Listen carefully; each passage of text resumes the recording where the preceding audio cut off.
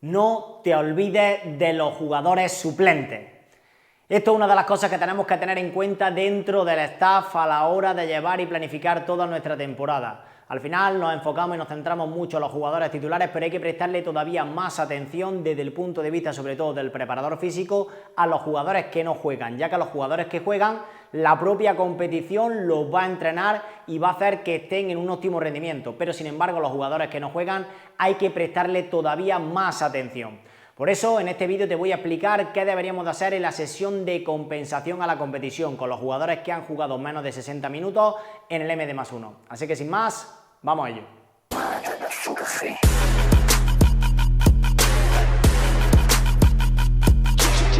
Bien, uno de los principales problemas que me encuentro a la hora de planificar y estructurar los microciclos y cuando hablamos esto de la academia con muchos alumnos es que no tienen en cuenta los jugadores suplentes. Muchas veces nos olvidamos dentro de los staff de los jugadores suplentes y los preparadores físicos tenemos la obligación de entrenar más a los jugadores suplentes que a los jugadores titulares, porque cuando le haga falta al entrenador debe estar en las mejores condiciones posibles, primero para no lesionarse y segundo para competir al 200%.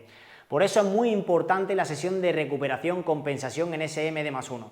Una vez que hemos jugado el partido y analicemos y veamos cuáles son los jugadores que han jugado más de 60 minutos y cuáles son los jugadores que han jugado menos de 60 minutos, vamos a hacer esa división. Vamos a dividir a los jugadores que han jugado más de 60 minutos en una sesión de recuperación y a los jugadores que han jugado menos de 30 minutos en una sesión de compensación a la competición, para intentar equilibrar las cargas y ajustar las cargas a lo largo de nuestro microciclo, porque de por sí los jugadores titulares, los jugadores que juegan más minutos, van a acumular más carga por la propia competición. Como podemos observar en este estudio, los jugadores que juegan titulares y los jugadores que son suplentes van a ir teniendo cargas muy diferentes para cada una de las variables. En la distancia total recorrida tienen hasta un 31% menos, en la distancia alta intensidad, el high speed running, un 29% menos y la distancia a sprint o el número de sprint hasta en un 30% menos. Y esto es solo cuando hablamos de un partido a la semana, pero es que cuando nos vamos a jugar 2 partidos a la semana, fijaros que en las variables de alta intensidad no llegamos ni a los valores de competición, ni a meternos en un partido, es decir, estamos quedándonos por debajo incluso de lo que nos demanda la competición.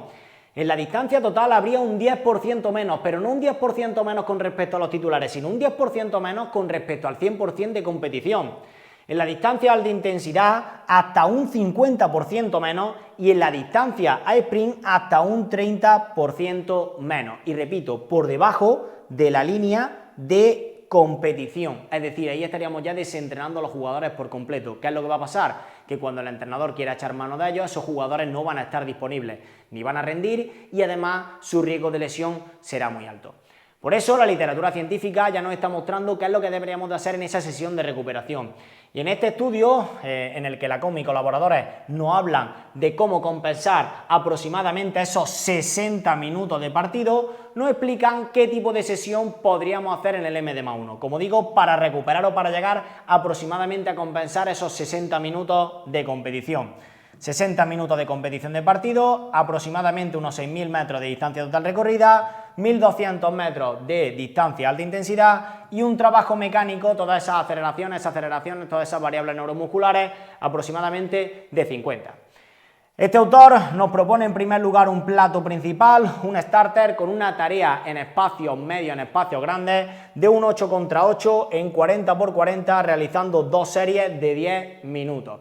Esta tarea en espacios grandes nos va a permitir trabajar todas esas acciones de alta velocidad, todas esas acciones de resistencia, donde meteríamos una sesión más orientada hacia el perfil mixto, ya que la siguiente sesión, el plato principal, sería una tarea en espacios reducidos, un small size game, un 4 contra 4 en 25 por 30 metros, 4 series de 4 minutos. Fijaros que esta tarea se desarrollaría en espacios grandes, este starter. Esta tarea de trabajo principal se desarrollaría en espacios pequeños porque necesitamos trabajar todas esas acciones neuromusculares y por último viene el postre, el trabajo analítico que debemos de meter para acumular metros a alta intensidad, porque solo con las tareas jugadas no llegamos.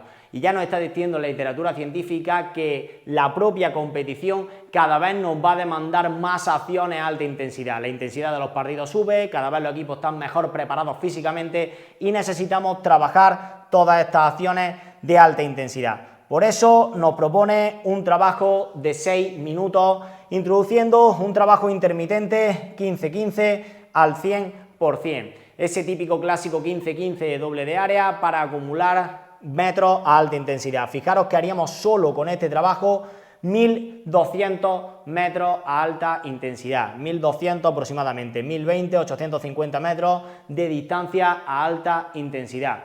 Y fijaros cómo en las tareas anteriores recorreríamos solo en distancia alta intensidad 260 metros con la primera y aproximadamente esa alta intensidad 290 con la segunda. No llegaríamos a esos valores condicionales que necesitaríamos para acumular carga de partido y llegar aproximadamente a esos 60 minutos que queremos compensar.